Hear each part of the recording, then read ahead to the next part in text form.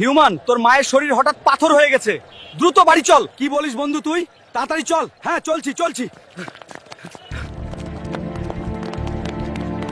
মা, তোমার কি হয়েছে?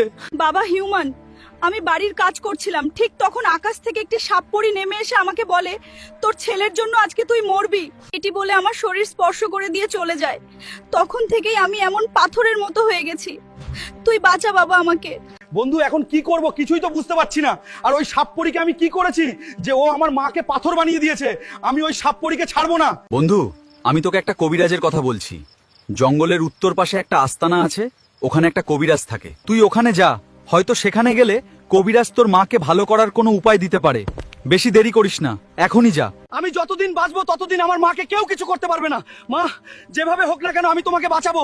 কবিরাজের আস্তানা তো আর বেশি দূরে না, তাড়াতাড়ি পা চালা। কবিরাজ দাদু, আমার মায়ের শরীর পাথর হয়ে গেছে, আপনি কিছু একটা করুন। দাঁড়া হিউম্যান, আমি জানতাম তুই এখানে আসবি। তোর মায়ের জন্য তোর মাকে ভয়ঙ্কর এক সাপপরি জাদু করেছে। তুই কি কোনোদিন কোনো পাখিকে মেরেছিস?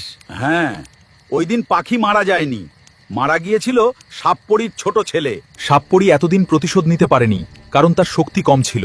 কিন্তু প্রতি পূর্ণিমার রাতে সাপপরি শক্তি জমিয়ে এখন মহাশক্তিশালী হয়েছে। সাপপরি তোকে মারতে এসেছিল, কিন্তু পারেনি। তাই তোর সবচেয়ে দুর্বল জায়গা তোর মায়ের ওপর জাদু করেছে। তোর মাকে সুস্থ করতে হলে 5 মাথাওয়ালা গাছের ফুল লাগবে। ওই ফুলের গন্ধ শুকালে তোর মা সুস্থ হয়ে যাবে। কিন্তু ওই ফুল আনতে গেলে হাজারো বিপদের সম্মুখীন হতে হবে। এটা সাধারণ মানুষের কাজ না, শুধু আল্লাহর ওপর বিশ্বাস রেখে যেতে হবে। একবার গেলে ফিরে আসার নিশ্চয়তা নেই, নিশ্চিত মৃত্যুও হতে পারে। কবিরাজ দাদু, আমি আমার মাকে বাঁচাতে সব করতে পারবো। আমি যাব। আরেকবার ভেবে দেখো, আমার ভাবা শেষ। আমি আল্লাহ ছাড়া আর কাউকে ভয় পাই না। আপনি যাওয়ার ব্যবস্থা করেন। আজ মধ্যরাতে তোকে যেতে হবে। যাওয়ার আগে এই জাদুর কাঠিটা রাখ। যখন আমার সাথে কথা বলতে হবে এটা ব্যবহার করবি। তোর হাতে মাত্র 15 দিন সময়। এর মধ্যে ফুল এনে মাকে শুকাতে হবে।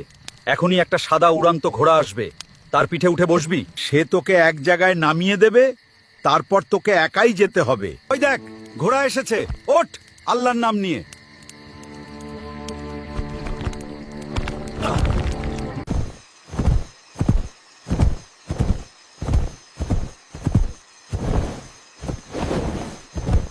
যখন ফিরে আসবে এখানে এসে সাদা ঘোড়া বলে ডাকলেই আমি চলে আসব।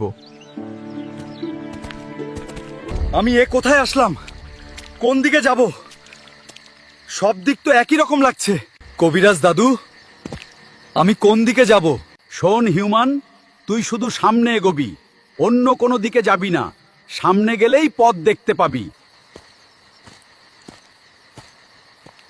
দাঁড়া হিউম্যান, তুই কোথায় যাচ্ছিস? তুই আর সামনে যেতে পারবি না। বন্ধুরা, পার্ট 2 দেখতে চাইলে লাইক করে কমেন্টে পার্ট 2 লিখুন। আর ভিডিওটি যদি ভালো লেগে থাকে তাহলে শেয়ার করে দিবেন।